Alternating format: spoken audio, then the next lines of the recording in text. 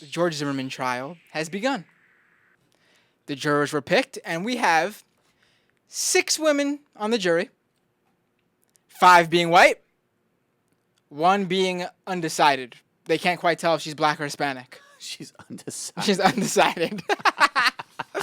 Undetermined, perhaps, is the better. That's really funny. Yeah. So, on top of that, the jurors they picked for this.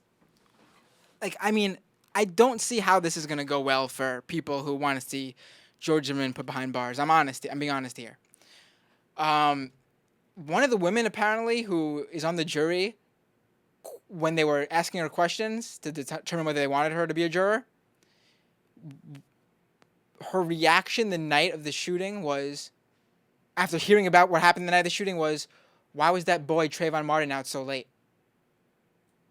Are you kidding me? No, I'm not. You even heard about this? No, I'm telling you, this story Do you know what time makes me too angry. You know what time he purchased his Skittles? Probably like it was like at dusk time. It was like 7 p.m. Right. 7 p.m. Yeah. That's apparently late. Like that even matters to begin with, but he could have been out there 1 a.m. Why does that mean that should have happened to him? Another one of the women called those. Remember those the million hoodie marches that were going around? Yes. And I went to one. Yeah, I was at the one in Union Square, the big one in Union Square, when the family came to talk. It was basically just like a march. Yeah. One of the women said that she remembered when the news came out about what happened that night. She remembered the rioting that took place. There's been no riots about this whatsoever. There's been no Trayvon Martin riots yet. It's really worrisome, I think, that these people were picked to be in the jury. It's incredibly worrying. Maybe because the thing I've been hearing is that maybe because there's 6 women, their motherly instincts will kick in, and I mean that to me, I don't buy that one. But but George Zimmerman's lawyer opened up the trial today, and if you're wondering how he opened up the trial, he looked at the jury very seriously and laid out in the most serious way the importance of this case, what it means, what went down that night. Oh, I'm sorry, that didn't happen at all. He opened up the trial with a knock-knock joke. A knock-knock joke. You want to play that audio, Michael? Sometimes you have to laugh to keep from crying.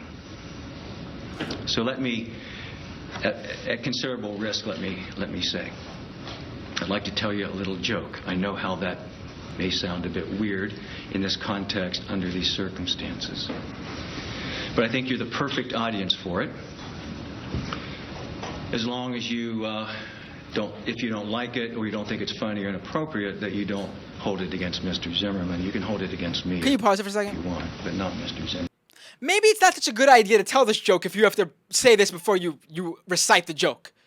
Can you imagine the amount of caveats if you don't like this, doing? First of all, I know it's inappropriate, but I'm going to tell you all a knock-knock joke. Maybe that's your first clue not to tell the joke. And then second of all, if you don't like the joke, hold it against me, not my client, George Zimmerman. Maybe, again, don't tell your joke if you're worrying about it affecting the juror's view of your client. Because I'm sitting there and I'm thinking, in addition to being a racist child killer, George Zimmerman picks really annoying attorneys. And now listen, I get the whole, if you don't laugh, you'll cry thing. I completely understand people who have to tell jokes in situations like this. People who tell, when you go to a funeral, you tell jokes. When you see something horrible, you joke about it. When a celebrity dies that people like, jokes happen. Because people need to, some people's way of processing things. But maybe as the lawyer for the guy who killed a child, because that's what Trayvon Martin is. He was a 16-year-old boy, 17-year-old maybe. Still a child. Killed a teenager.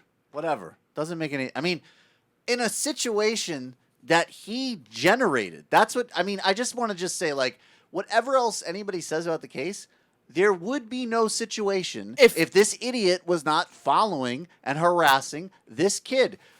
Whatever else. And they're going to do all sorts of garbage and lies about him. Kid was leaving with an iced tea and Skittles, followed by some weird dude who's on a vigilante kick, wanted to be a cop. Yes. They say in that 911 recording, we don't need you to do that, George. Thanks. Why are you following him? But let's hear more about this joke. I have your assurance you won't. Here's how it goes. Knock, knock. Who's there? George Zimmerman. George Zimmerman, who? All right, good. You're on the jury. Nothing? Yes, nothing. That's funny. After what you folks have been through the last 2 or 3 weeks, You see the DA is just sitting there. He's just like, After what those jurors have been through the past 2 or 3 weeks, I wonder how Trayvon Martin's family feels having what they've been through the past year, sitting there to hear their son's killer's lawyer opening up this very serious case with a knock-knock joke. I wonder how they feel about it. hey, I got to be really honest with you. I wonder what George Zimmerman feels about that. I mean, that is just bad legal counsel there, man. You know what, Like, though? every part of that's a fail. I could picture this dude coming like, George Zimmerman, it's me. That's who I am. What? So if you're worried about how this case is going to play out, I think you're on the right track, because I'm very worried. Because I don't think, even with this incompetent lawyer, I don't think things are going to go the way that they should go. That's really depressing.